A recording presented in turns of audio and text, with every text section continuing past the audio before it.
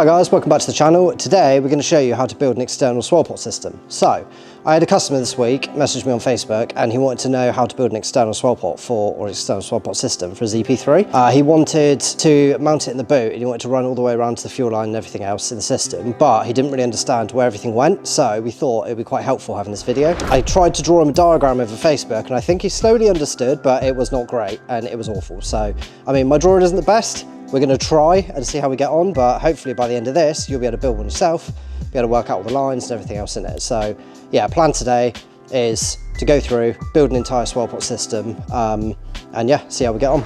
So the reason you want a Swirl Pot is because if you're heavy cornering on track, or if you haven't got like a great amount of fuel in the car, the fuel will slosh all the way to one side and you'll basically fuel starve the engine, which is not good. You could blow your engine or cause like cutting out issues on track. And yeah, what a Swirl Pot does is just remove the fact that it can do that at all, and it will completely fill the pot, and that will just act as like a reservoir that will sit there the whole time.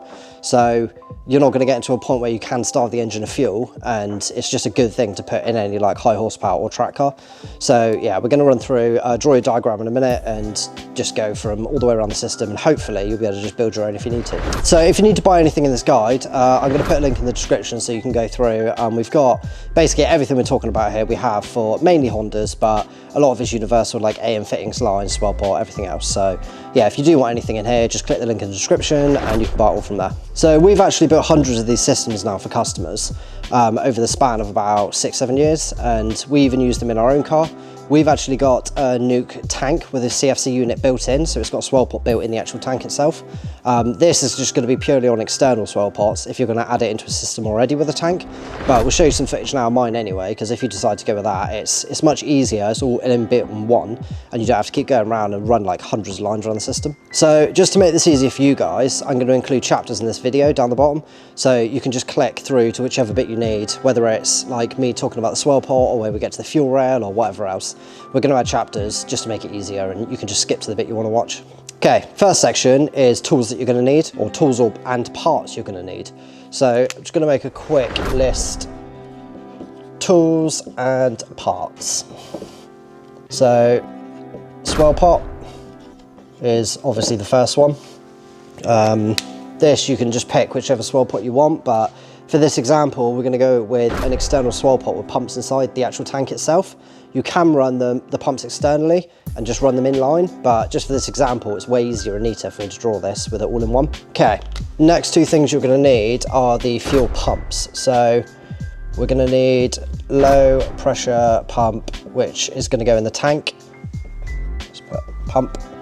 And we're also going to need a higher pressure pump that's going to go in the Swirl Pot. So what you're going to need is the low pressure pump will sit in the fuel tank itself, and that's the only job of that pump itself is to fill the Swirl Pot.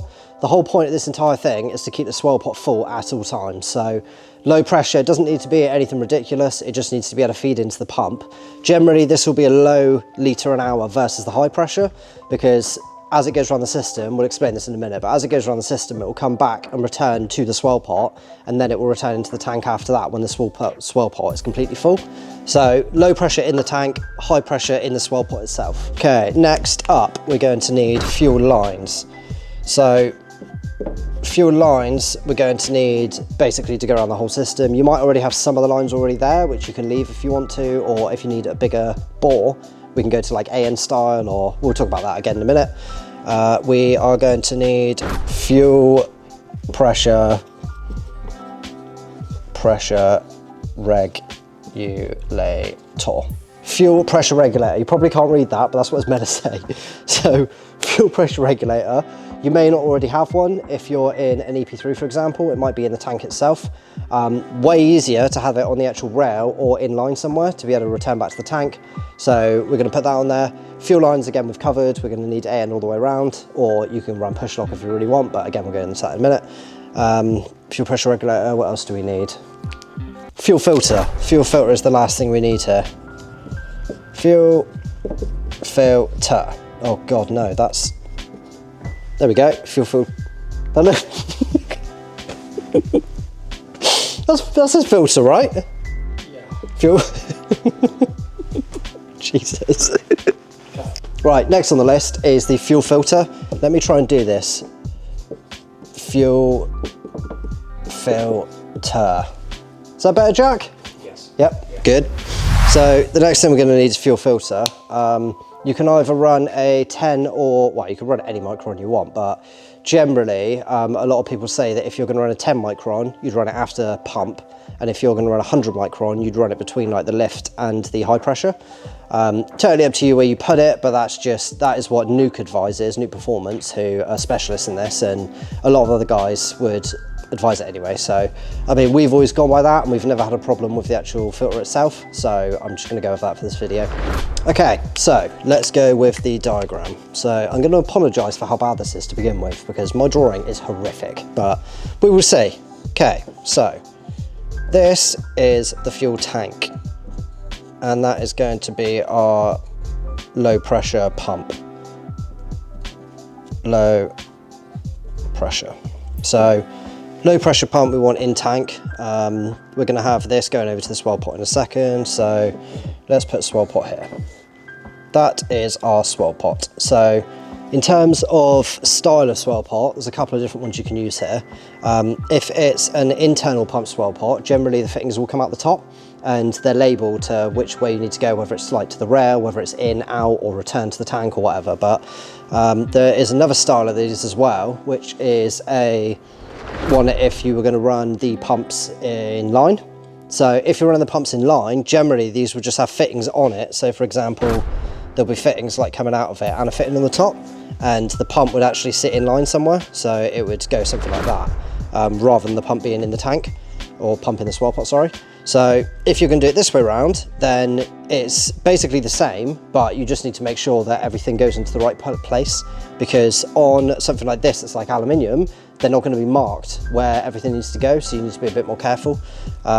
If you're going to go the ones in tank, they're a bit easier, because a lot of the time they're labels and you can just follow the lines in and out. It's quite easy. So yeah, for this example, we're going to go with a pump, or we're going to go with a swirl pot where they are pumps in the swirl pot itself.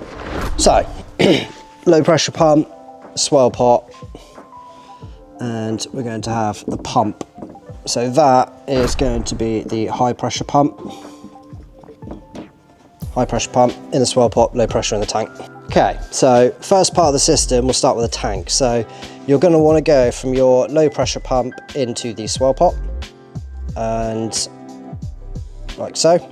And then from swirl pot, you also are going to want to have a return into the tank as well. So this return is when the swirl pot's completely full.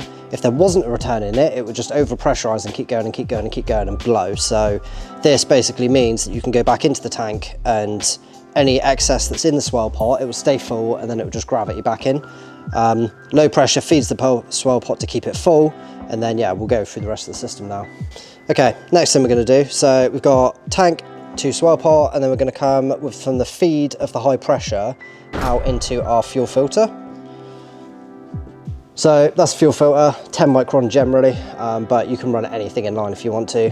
You want to generally go with the biggest filter you can get, just so you can kind of avoid blocking or anything else, but it doesn't really matter too much. That is that one. Next up, we're going to have the fuel rail. So that's the injectors. So we're going to go from filter into the side of the rail. Again, you can use that. You can use rubber line, AN line, whatever you want. And then from out of here, we're going to go into the fuel pressure regulator. So fuel pressure reg. Again, just AN or whatever you want into that one. So next up, you're going to have the fuel pressure regulator returning back to the swirl pot. So this is the whole system. Not the neatest thing in the world, but it works. So start with the tank, go into there, out throughout the whole system, loop back to the swirl pot, and then return, we'll go back into the tank. So this way round, you're not going to have to worry about like fuel surge or anything else on track, and the swirl pot, this will basically stay completely full all the time. If it doesn't stay full, then it's going to be a pump issue or a pressure issue somewhere, but that is not for this video. So this guide has specifically been for an external swirl pot. If you want another guide where you want to understand how the pump goes inline and how all that stuff's made, or how to route it, then let us know and we can make another video on it. Or alternatively, if you want to know about how like a CFC unit with a swirl pot inbuilt to the tank works, let us know, we can do a diagram on that. We have actually fitted it in the all-wheel drive Civic. I'll put the video above here, so you can see, I think it was Sam that installed it. It gave us a hand, and yeah, from there you can see on the actual top of the cell itself where it's got all the different markings. So it's quite similar to this, but it's just inbuilt in one, way neater and easier. Another thing I forgot to mention as well is that if you're running all of this stuff in the car, then you want to use PTFE inline, because the vapor doesn't escape from the line, and you're going to be way better off. You don't want fuel vapor in the car for any reason. So PTFE line if it's in the car. If it's under the car, you can use rubber if you really want to, but again, with all the different fuels at pump and everything nowadays, I would go PTFE anyway. One thing to note as well with this is that you're going to want to mount this swirl pot to like a rubber bobbin or something, or to have it mounted somewhere where it isn't just going to completely vibrate. Last thing you want to do is vibrate and break that pump. So I would always rubber mount it if you can, and also keep it away from a heat source. Ideally, the closer to the tank the better, but if you've got anything that's creating like crazy amounts of heat around there, then just put it somewhere where it's going to be secure, isn't going to get ridiculously hot, and it isn't going to vibrate to hell. Yeah, hopefully that has been helpful. I know the diagram's a bit mashed, but hopefully you understand the premise behind it, and yeah, that is it. So make sure to like and subscribe. Hopefully it's been helpful and you'll be able to use this in the future, or at least save it or cross-reference it or whatever. If you can share it with your friends, that'd be great, or anyone who actually needs to learn this stuff, because the more people that know it, the better. And we will catch you on the next video. Thanks a lot.